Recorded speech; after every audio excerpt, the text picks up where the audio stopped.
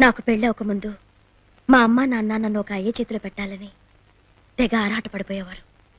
పెళ్ళయ్యాక నన్ను మీకు అప్పగిస్తూ, అమ్మా ఇక మీదట తెల్లైనా తండ్రైనా స్నేహితులైనా శ్రేయోభిలాషులైనా అంతా నీ భర్తే అన్నారు. అవును.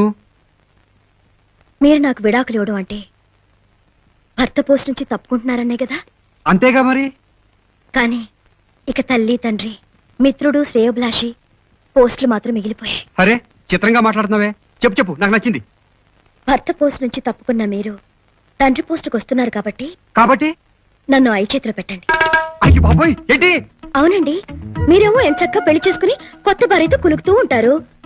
నేను మాత్రం ఒంటరిగా ఎందుకు ఉండాలి? నాకు కూడా ఒక మంచి సంబంధం చూసి నన్ను ఒక అయ్యే చేతిలో పెట్టండి.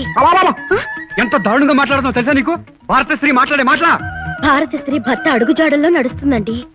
మీరు వేరే పెళ్లి చేసుకుంటారు గనక నాకు ఇంకో పెళ్లి చేయమంటున్నాను. పిచ్చి పిచ్చిగా వాకో. అందుకే ఆడదా మాట అనేదాకా తెచ్చుకోకూడదు.